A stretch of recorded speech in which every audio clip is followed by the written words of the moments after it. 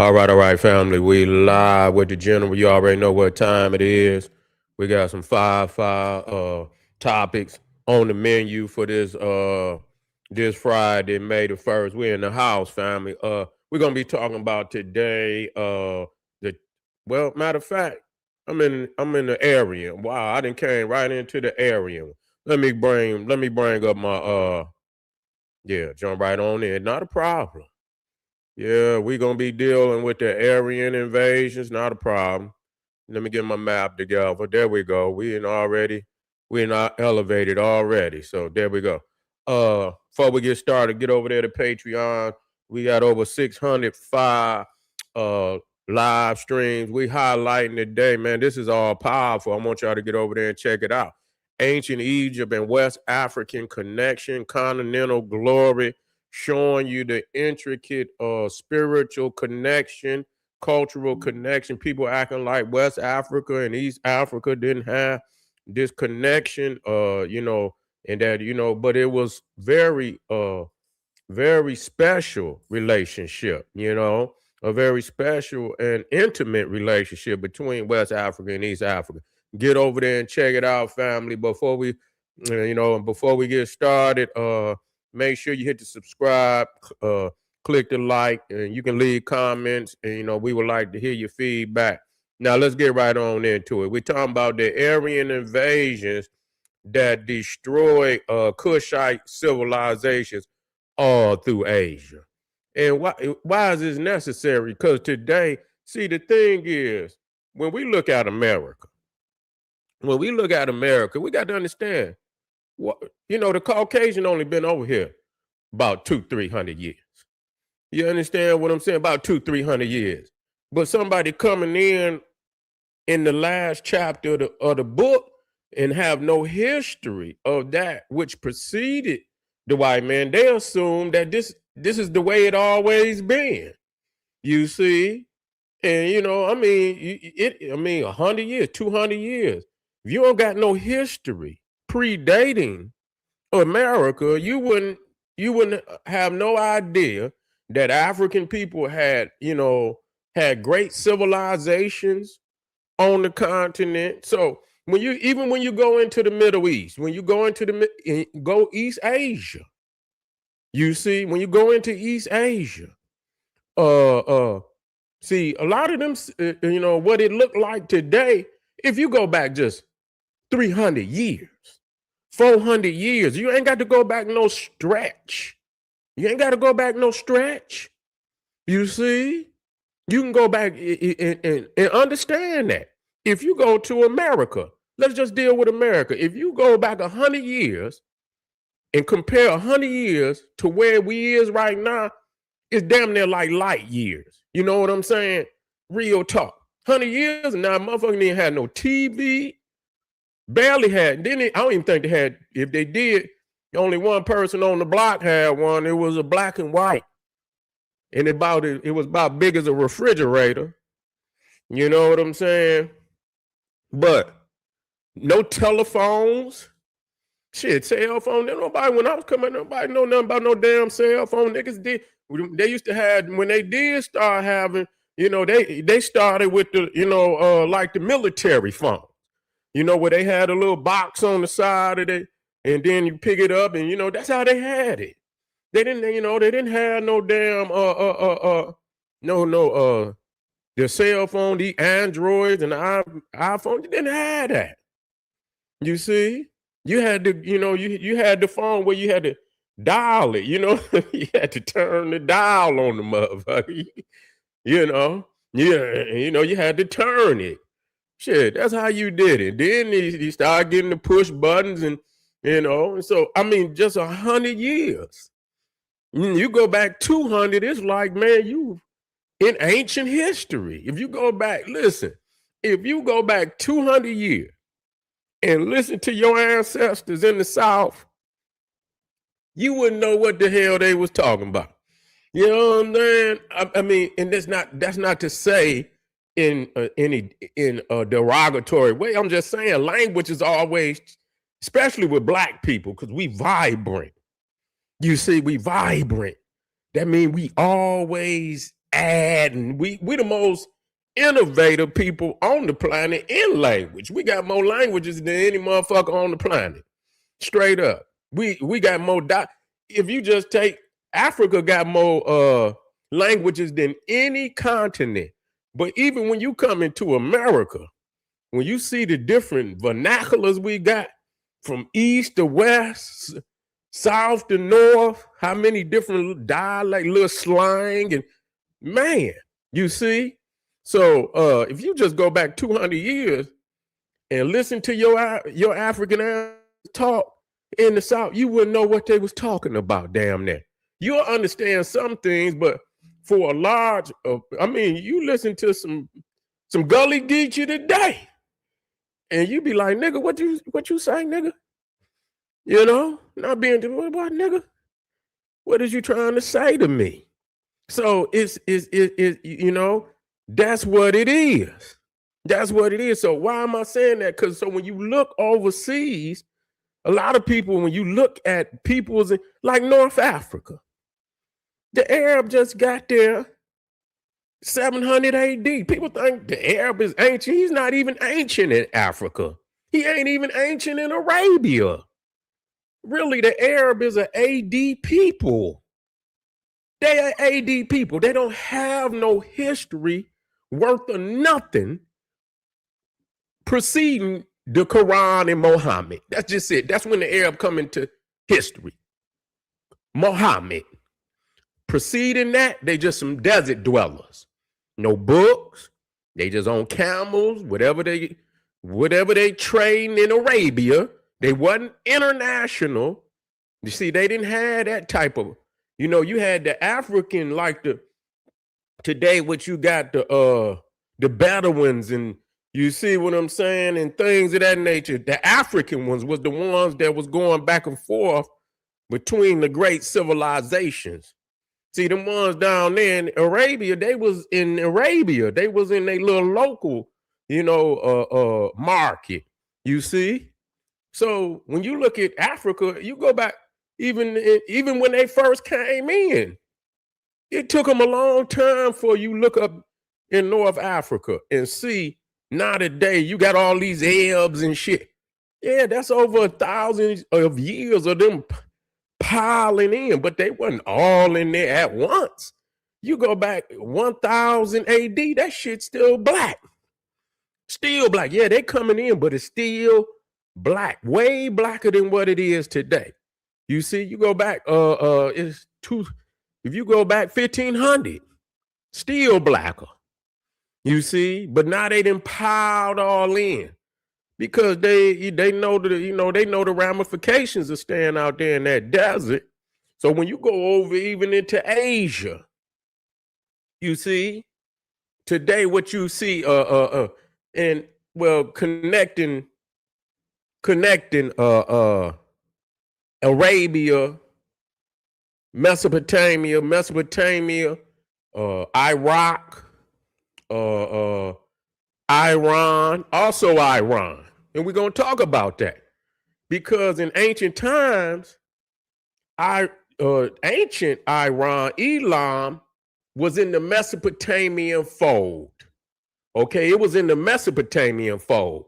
That was his greatest influence. As a matter of fact, when you look at Susa, the capital of ancient Elam, it was on the Mesopotamian plain. That means when it flooded, when the Tigris and the Euphrates flood, Susa would also flood. You see what I'm saying? And that's a good thing because then all the soot, the fertilizer, this is where they grow their food. And so that's why they chose Susa, being on the Mesopotamian plain, because then that means they're going to have flourishing crops. You see, you go anywhere up further, you're going to be in the rocks and shit. So, so the ancient Iran, which we're going to talk about, is a part of the Mesopotamian fold. It was black. Even the Bible said that's Nimrod. Nimrod, the son of Cush, is the founder of Mesopotamia. Period. Cushites. Kushites.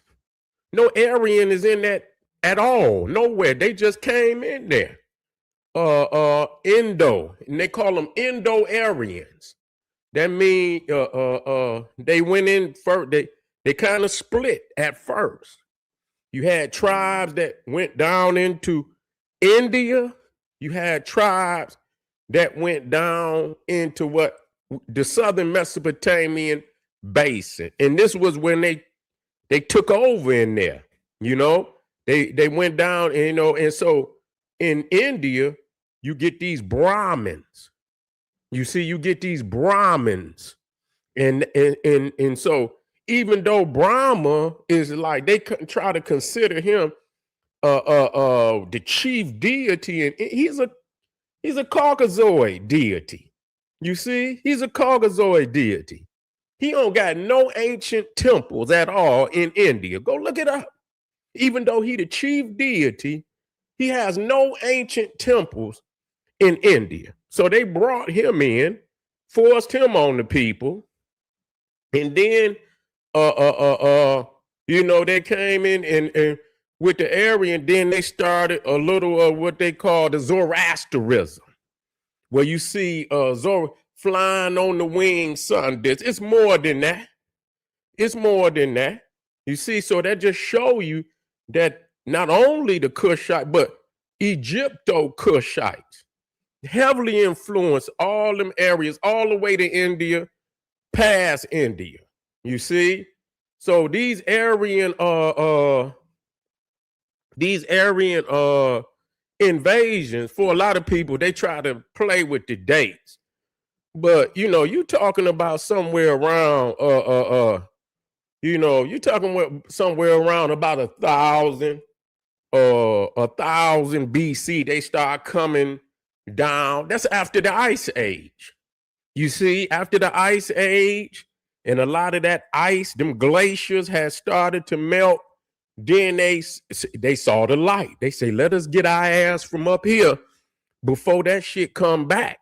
And so they start coming down in droves. Some went into East or West Asia, which they call Europe today. And when you look at the facts, you will see all these civilizations start to collapse around the same time. You see, even Greece collapsed.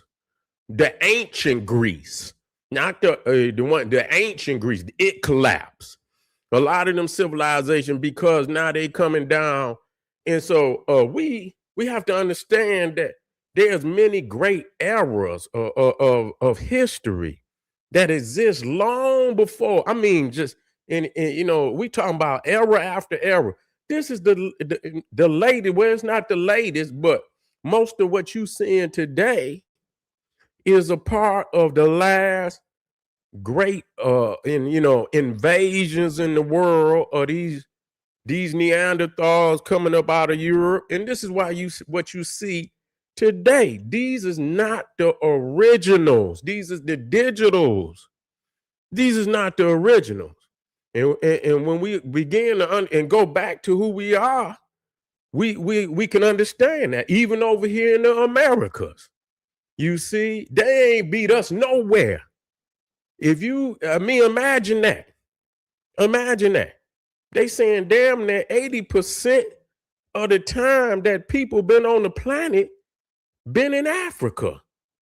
80% or more. Matter of fact, I think it was more than that. It was damn near 85 to damn near 90% of the time that man has been on the planet has been in Africa. Period. That's a fact. And this would explain the advanced technology that you see, such as the pyramids. It is no way that you could be that advanced to put something like that on the planet without having, man, listen, that's 100,000 years couldn't get you that. 200,000 years, that is at least 500,000 years of architectural development.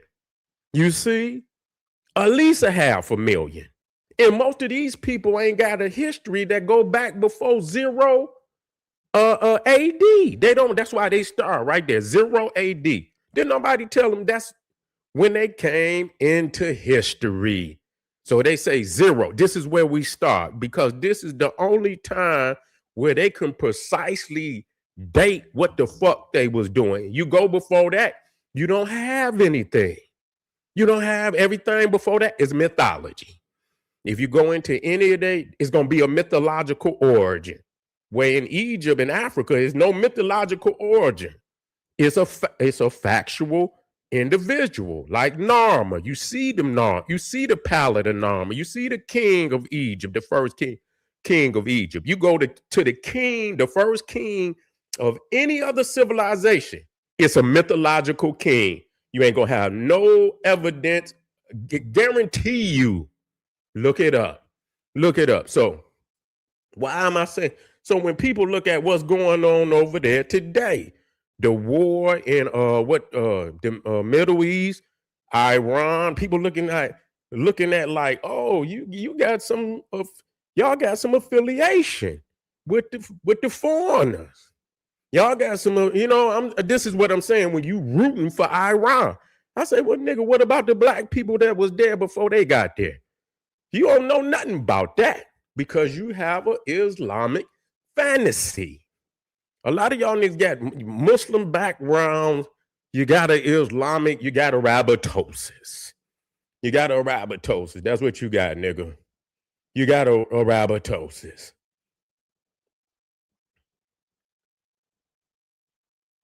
Let me get that back in there. Yeah. Yeah.